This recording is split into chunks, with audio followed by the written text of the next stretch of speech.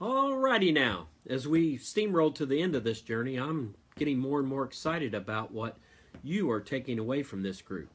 By the way, big thank you to Rachel and Dave and Cassie and Rick. Your insights have been off the charts. Each group has its own personality, and this one's about sharing some great stories and examples about how to live out each of these laws. So, are you ready to go? Law number 17 is the law of priorities. Leaders understand that activity is not necessarily accomplishment. This law determines our effectiveness. Just as busyness does not equal productivity, activity is not accomplishment. To prioritize requires we as leaders to continually think ahead. Sometimes prioritizing causes us to do things that at least are uncomfortable and sometimes downright painful. Leadership has nothing to do with comfort and everything to do with progress. This law is the lever that instead of focusing on getting more done, a great leader gets the right thing done. Today, I will get the right thing done. If you remember a few weeks ago, I said I have a challenge coin that asks 4 questions to make a leadership decision. Am I doing the right thing at the right time, in the right way, and for the right reason? When the answer is yes to all 4, it's a good decision.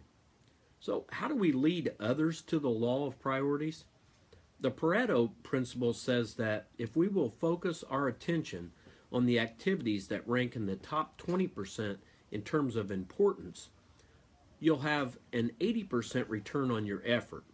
An easy example would be if you have 10 employees, you should give 80% of your time and attention to the best 2. Another way to evaluate your priorities is to use the 3 R's: requirement, return, and reward.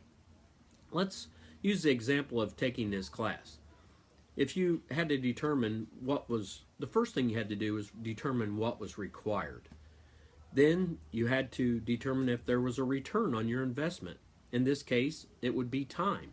And finally, you have to decide if the reward of completing this study was worth the time and effort you put into it to receive the reward of completing something that Pastor Webb has determined to be a high priority in his view of our church and the world.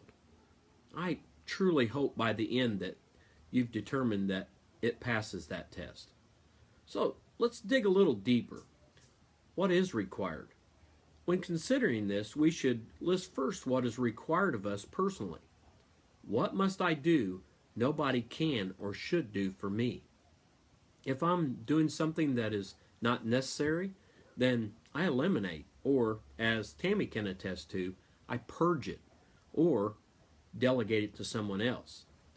Next, we look at what gives the greatest return. As a leader, you should spend most of your time working in your areas of greatest strength. What am I doing that can be done at least 80% as well by someone else? Then maybe I should be training someone and then delegate it. The final question is one of reward. What brings the greatest reward? As a leader, it's terrific to be in a place to choose what you want to do. Tim Redmond, president of Redmond Leadership Institute, observed, "There are many things that will catch my eye, but there are only a few things that will catch my heart." Every day, list the 3 most important things you want to get done and work on them first. At the end of the day, you will either check them off or reprioritize your list tomorrow.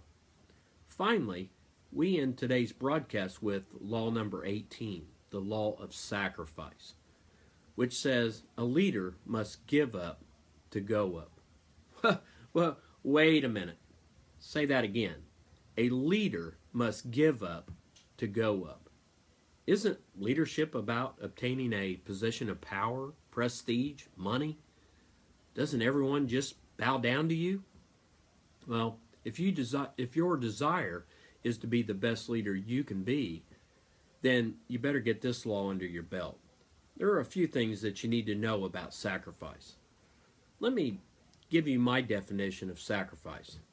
Many say that it is giving up one thing to gain another, but I say that's all wrong. That is stinking thinking. Sacrifice is about making something more important than anything else and allowing all other things to just fall away. Let's look at the example that has played out for more than 30 years right here at this church. Roger Webb was a successful business partner and had received an offer to take a much higher position with another company, one that would have rewarded him nicely to take care of his young family. But Pastor Webb was called to preach the gospel. No church, no building, no promise of a single dollar coming his way. He made the decision that nothing was more important than what he was called to do, be a leader for us. If that's not a picture of sacrifice, I don't know what one would look like. There's no success without sacrifice. If you don't train as an athlete, you won't be very competitive. If you don't study in school, you won't be a very good student. If you don't work at being a husband or wife, you probably won't be a good one. Ralph Waldo Emerson, philosopher and poet, said, "For everything you have missed, you have gained something else. And for everything you've gained, you lose something." Leaders are asked to give up more than others. As you can see on your sheet, the higher you rise in leadership, responsibilities increase while your rights decrease. I've seen this played out in my own career. As a patrolman, I was responsible for myself and my work product. But as my positions and leadership increased, so did my responsibilities. When I was a patrolman, my time was my time. But as an assistant chief, my time belonged to the next phone call or the next visit. I was never off duty. Next, you must keep giving up to stay up. Sacrifice is never a one-time payment. It's an ongoing, and in some cases, as we see in Pastor Webb's case, a lifetime payment. And finally, the higher the level of leadership, the greater the sacrifice. As I've shared my story, the ones that paid the ultimate price for much of my own success in my life was my wife and my children. When I put a much higher value on my career than my family, they were often left with whatever was left of me. Now, it was a bad model, one that I've had to work hard at reversing. I want to end with this thought. If, or I should say since, you are enjoying success today, someone that has gone before you has paid the price. I'd be remiss if I didn't say that my parents, my wife, my children have always paved the way for me. Without them, I'm just another gong sounding in the wind. I'm excited to hear how these two laws affect your life and the stories of success that have been as a result of your hard work. I look forward to seeing you on Wednesday, and be prepared to share.